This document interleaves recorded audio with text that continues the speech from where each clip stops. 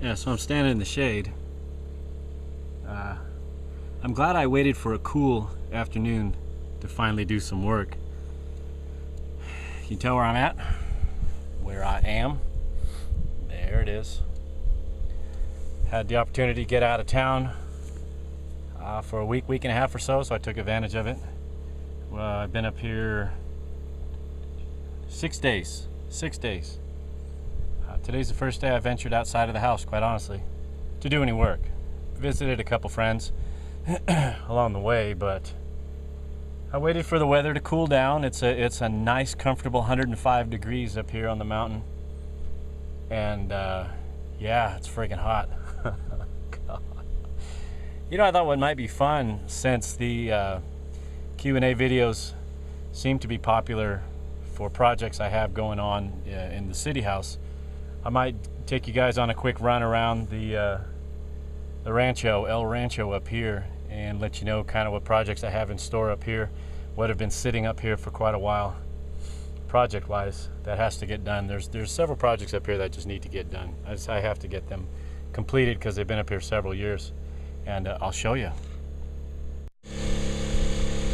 What in the world do we have going on here?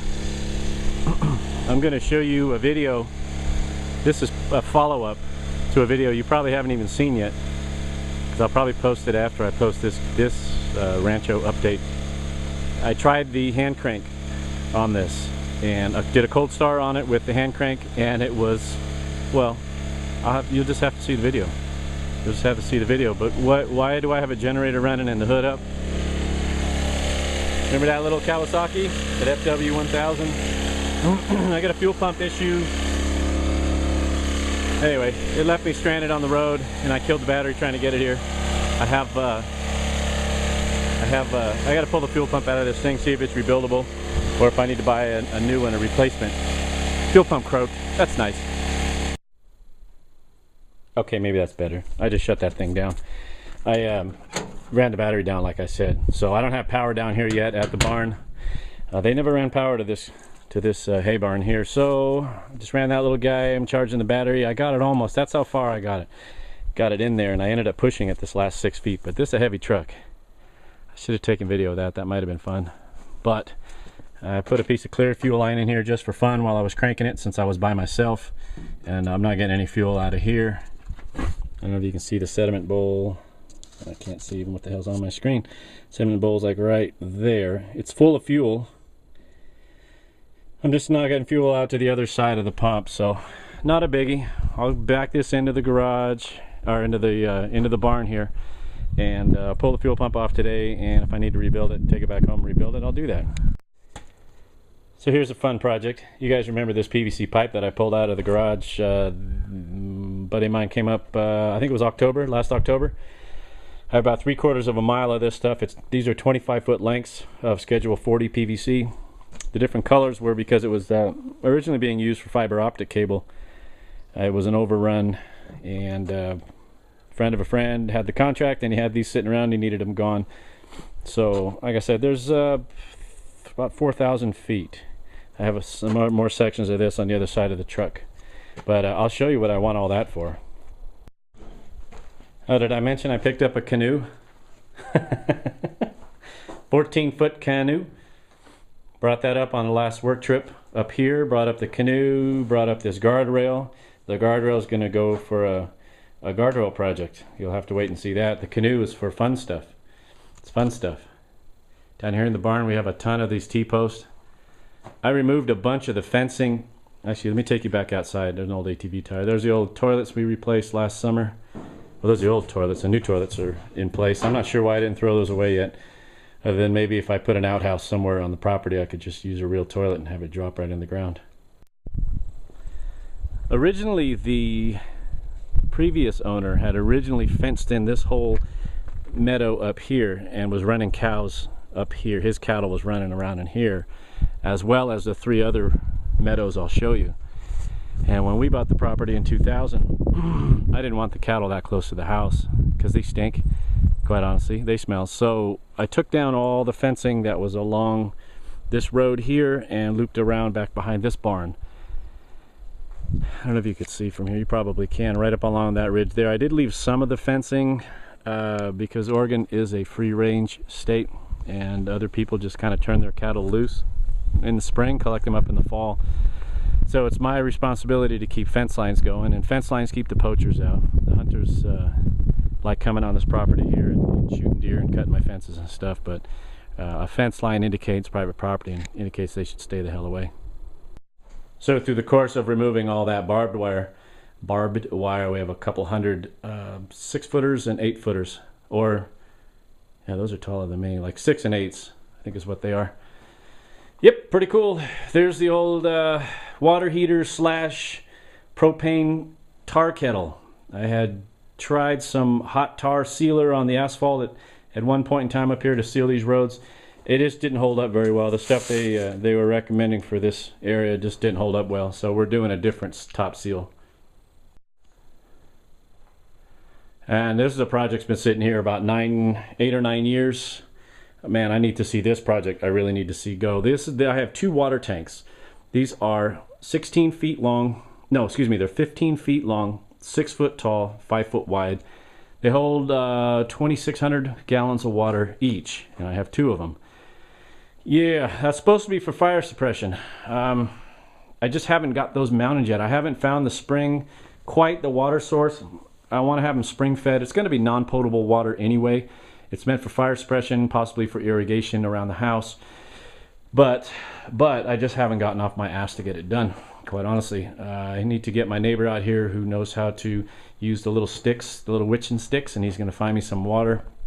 I'm going to tap one of the springs. There's several springs in this area. And have it gravity fed into here. Have these tanks up above the house so it's all gravity, so I don't have to rely on any pumps.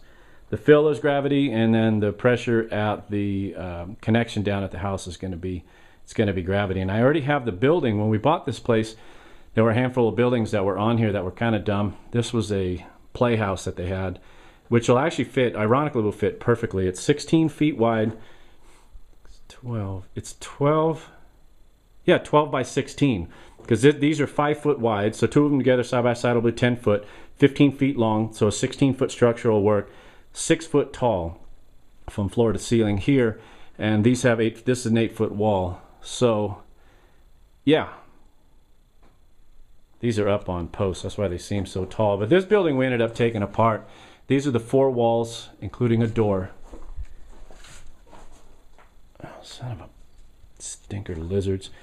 And then here's all the roof members, the roof structure. We'll just chop that on top of the walls. I saved all the T111 siding. I got a whole stack of siding there, assuming the rats haven't eaten it.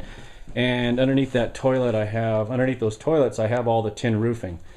So I have the entire structure. I have all the plumbing that I need for it. I have the tanks. I just need to get those up on the hill and get that done.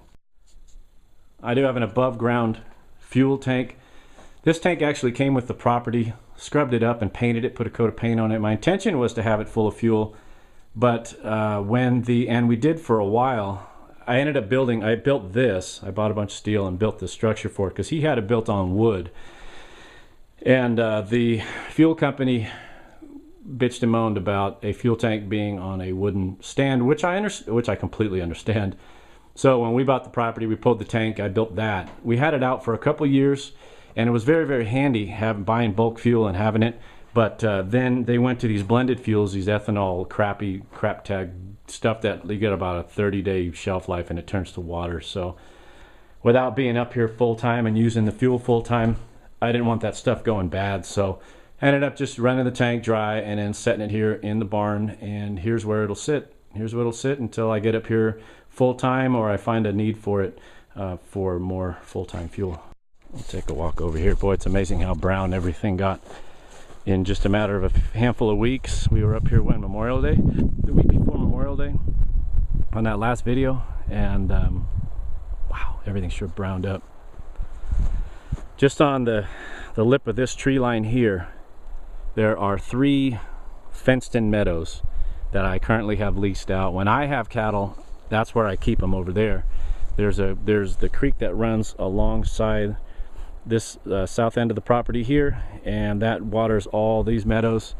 There's 3 of them. They're about 30 acres each, 31 acres each or so. and they're all fenced in and they're individual. And this year I decided not to have, I'm just too busy, I decided not to have any of my own. So those are leased out. Do you really want to walk over there? We don't need to walk over there, you know what cows look like, but they're over there.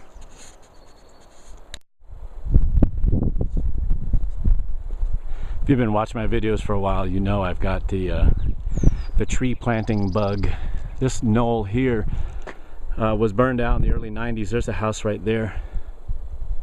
This whole property was developed. There's 120 acres on this parcel total, on this one tax lot, and the property was developed in the early 90s, and the city folk that bought this place parked their car in the grass here. They hadn't even got the road paved in yet, and they parked their car in the grass. I think the foundation, maybe some framing was done on the house, but it caught this whole knoll on fire, and the wind took it up right upstream, because the creek is right down here on the other side of the barn. The wind was whipping up, it pushed it this way, and it just scorched this whole knoll about, I think, 10 or 12 acres before they got it under control. You can see there's a few trees that survived.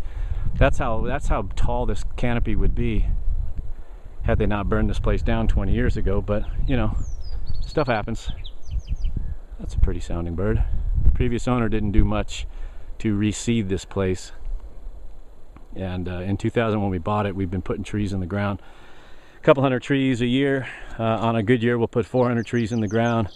A year like this year, I only put 200 in the ground this year because they expected it to be a drought year, and I don't water these guys. I expect them to survive on their own. That's what they have to do. It's kind of survival of the fittest, the best trees. And I don't use engineered or genetically modified trees. I use straight bare root trees from a local nursery, and it's worked out pretty well. So only the strong trees survive, and the other ones that are weak don't. And a couple hundred a year, so they're staggered, right? I don't come in and put all the trees in one year, a bunch of trees the next year. I stagger them all throughout, so we have various ages of trees. Here's a pretty good example right here. This tree's probably 10 years old, and this one's probably 8. This one's probably 4, 3 or 4. 1, 2, 3. So that way you have varying years, and I don't know, maybe that's just to make me feel better, because in reality, if a tree is going to live a couple hundred years, for them to be 2 or 3 or 5 or 10 years apart is really nothing. It's kind of a drop in the bucket, but I don't want them all the same age. I don't want them all too close, because then you get the opportunity for bugs and disease and stuff to come in and stress the trees out and kill them. So everything's good. Like this tree here is my favorite. We'll go up and walk at that tree real quick. When you start seeing these tall ones, these ones that you planted when they were only 2 foot tall and now they're 25, I think that's pretty cool. I think it's pretty neat. This big boy here was just a second year seedling, bare root. They're about 18 to 24 inches tall above ground. Yeah, that one's probably 15 years old at this point. So they're good and healthy. Good and healthy. I like it. Okay, that's enough tree talk. You guys had enough tree talk? Okay, maybe one more. I have to be careful walking out here because this is prime rattlesnake season. Prime rattlesnake season and prime rattlesnake heat. Very, very hot today. Hot and dry. Let's go up to the top of this knoll. Let me show you something.